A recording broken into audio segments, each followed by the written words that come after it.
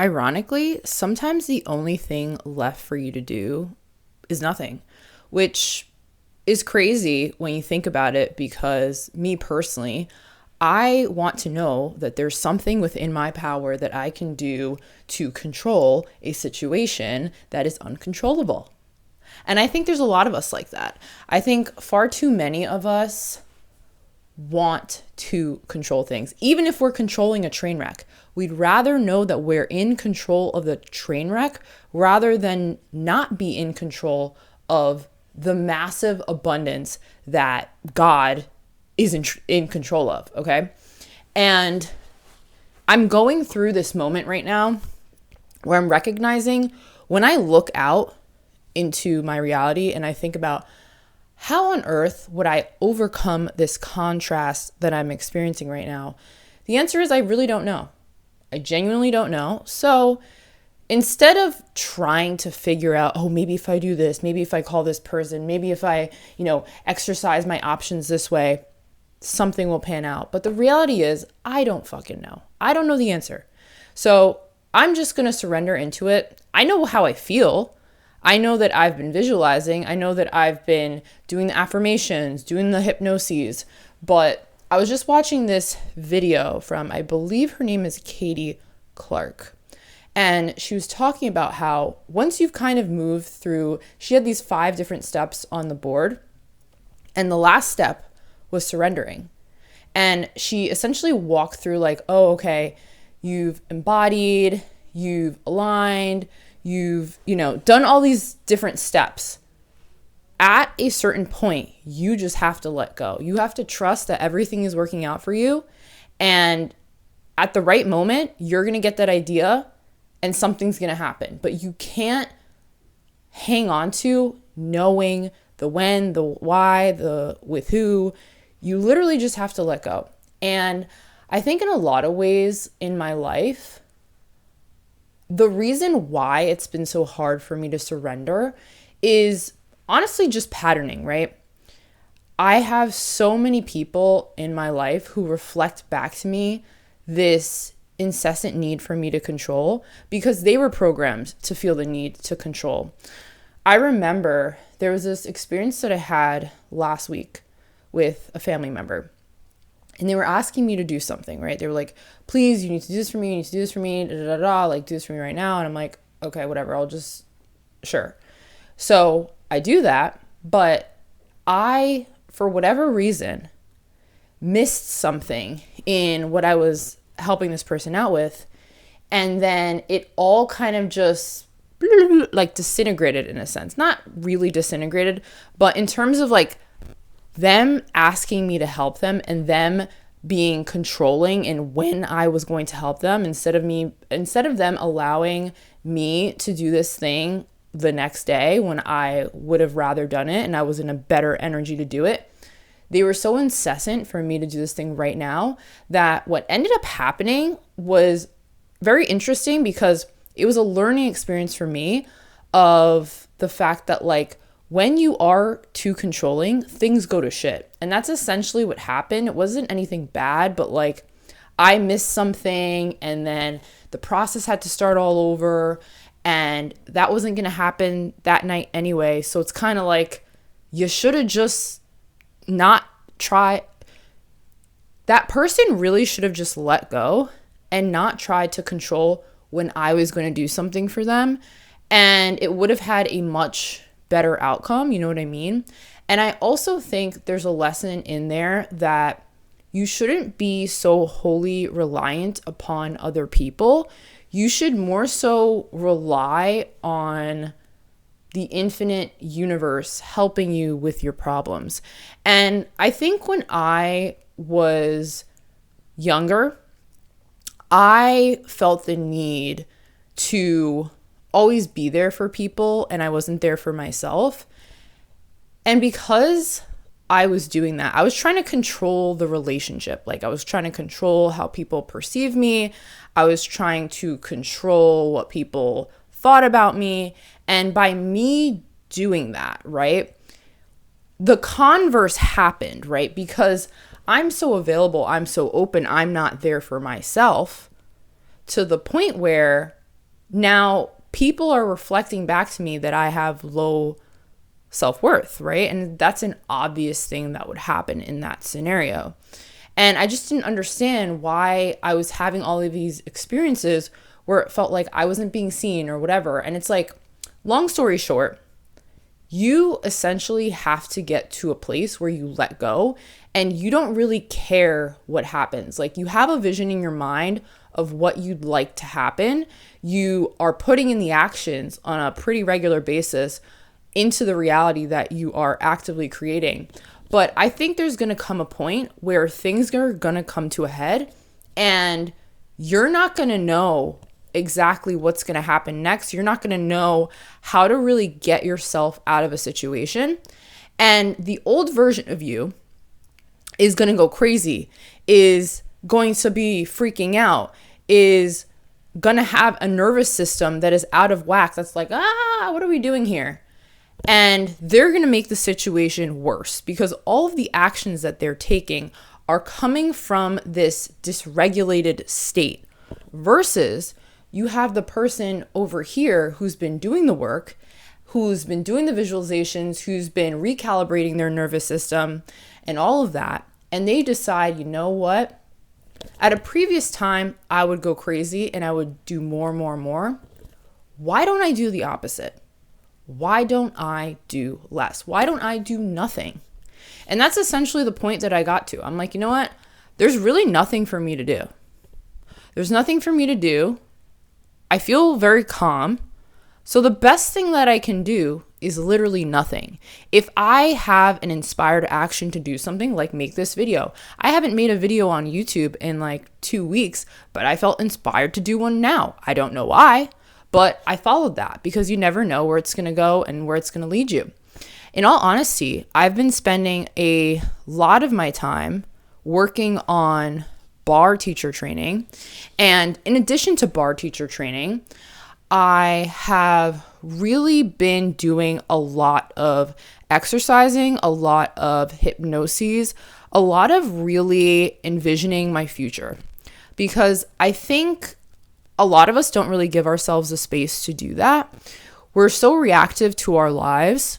And I feel very fortunate that I'm in a position in my life where I actually can do that and where I'm giving myself the space to do that, because I think it's so easy to be like, oh, well, you live at your parents, like you don't have this, and this to worry about. You're right, I don't. But there are also people who have kids, who have careers, who have this, who make the time for themselves. And you can make the time for yourself too. And there are people who live with their parents and they're not making time for themselves. I believe ultimately, if you want to create something amazing for yourself, you have to put the time in.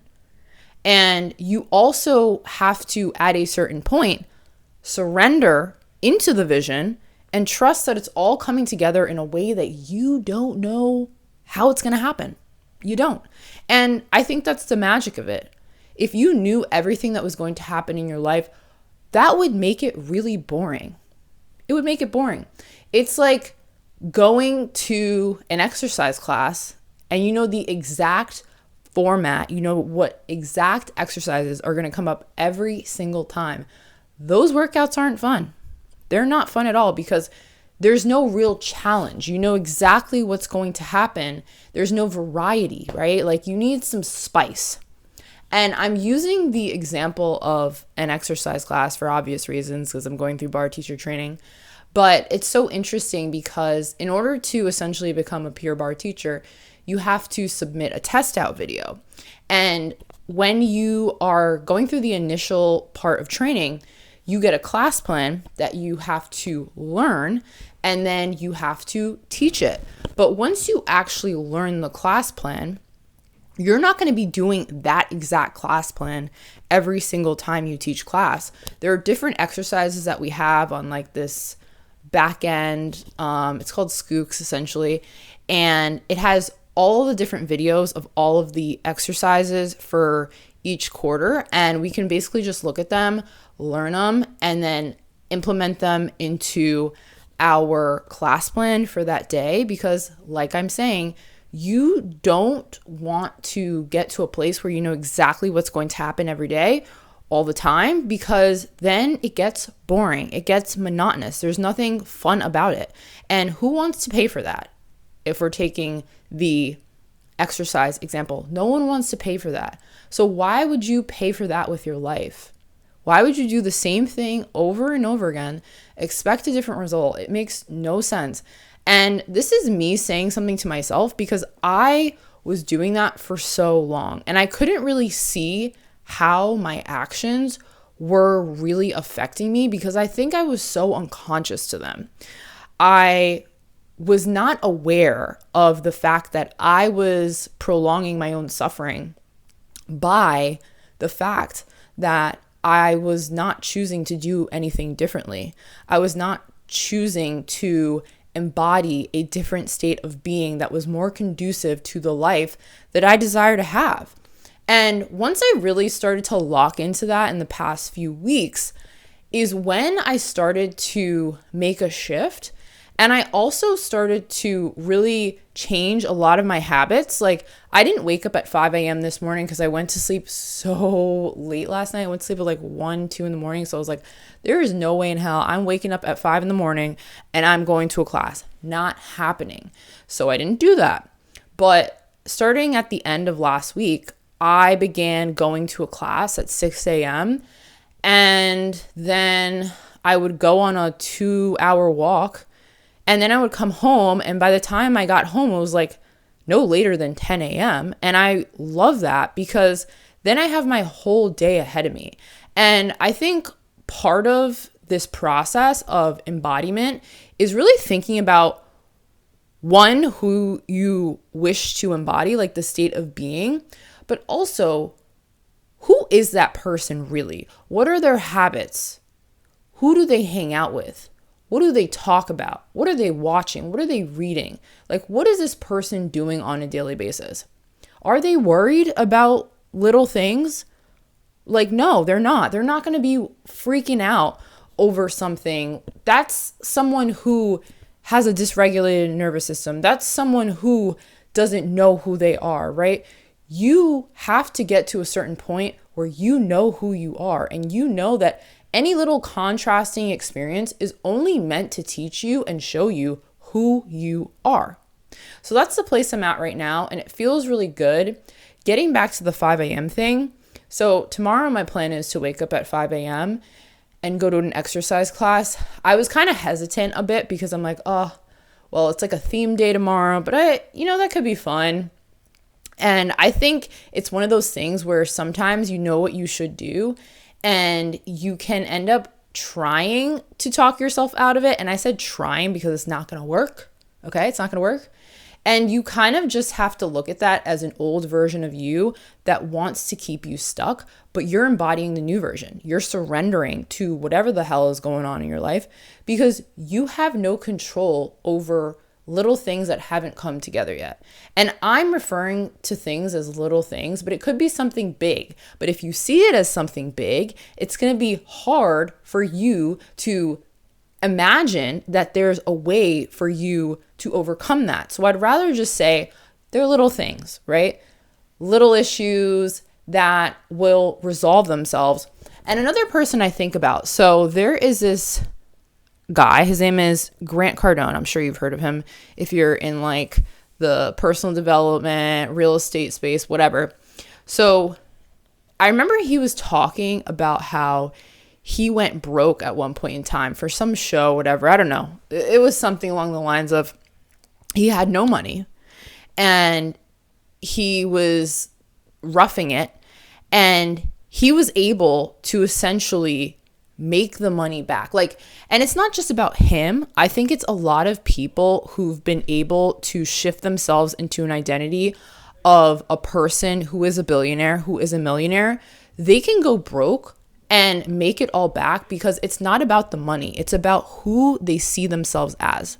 And that's the same for you. It's not about anything having to do with anything going on in your reality. It's all about who you see yourself to be. And if you're the type of person who has the identity of a millionaire, has the identity of a billionaire, it doesn't matter if you have $0 in your account right now, because you're going to think of some millionaire or billionaire idea that is going to get you to the place of having that amount of money in your bank account again. That's just what's going to happen. And as I'm talking about this is actually making me feel really great, because I think sometimes we are tricked to believe that we should look at the state of our lives and base our emotional, outbursts based on what's going on. So if you look at your bank account and you see $0, you're supposed to be like, oh my gosh, what? Da, da, da. And then you're charging yourself up in this very negative way, which is only going to be reinforced law of attraction. So it's like you have to have an opposite approach. You have to really not care what things look like in your reality and have the discipline mentally to know that this is a reflection of a past state of being for you. There's a delay period. And once that delay period is over, if you're consistent in how you're feeling, if you're consistent in the state that you are embodying, and then if you surrender to what is and you're not trying to resist things that are going on in your life, things will magically shift. Like they really will. And I know that this is true because I've experienced it before. And I think it can be so easy to focus on the things you don't like, because I believe our society in a lot of ways primes us for that. But that doesn't mean that's what you should do. What you should do is you should chill the fuck out. You should do what you want to do. You should know who you are, embody who you are, and then surrender to what is, because what is the past anyway. So who cares? It doesn't even matter. Like in my mind, I'm already in my apartment. I'm in my new apartment in a high-rise luxury apartment with a sauna. It has an indoor pool. It has a dog run. I have my own parking spot. I have my own kitchen. I'm decorated my apartment to my liking. It's a little bit maximalist, but I kind of like that because I really like color. And I have this little spot in the corner of my apartment where I record all of my videos, all of my podcasts, and I love it. And then I have a little spot for my dog who likes to sit there with me as I do this. That's where I am. That's where I am. And I teach bar classes, but I also have been recently getting into thinking about doing SoulCycle and becoming a SoulCycle instructor. Something I'm thinking about. I'm not totally sold on it yet, but it's something I'm thinking about. I'm also considering going through a yoga teacher training program and really bridging the gap between bar, yoga, maybe SoulCycle as well, and really just taking on this fitness enthusiast role that I know I've been called to for so long, eating better and showing people how they can live a healthier lifestyle, how they can embody the highest version of themselves without the drugs. Another thing, I really don't drink that much. I don't smoke weed anymore. And if I do, it's so rare because I just love being myself. I love being sober. I love being me. And I just feel so good. I have a partner who's awesome. This is where I'm living in my mind.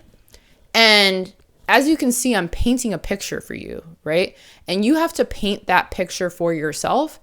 And then you have to surrender into it. You have to let it go because you don't know how it's going to happen. And that's an amazing thing because you're not in control of everything. You're only in control of how you feel and your state of being on a regular basis. So focus on that. Trust that everything is working out for you. And you got it. Do nothing. Literally lay down. Don't even read a book. Lay down and stare at the wall. I like to do that sometimes. Lay down or go on a hammock or sit on a chair in a backyard, look at nature, go to the park, walk around. Literally turn your brain off. Stop thinking, bro. That's been my biggest issue, and I just refuse for it to be my biggest issue anymore.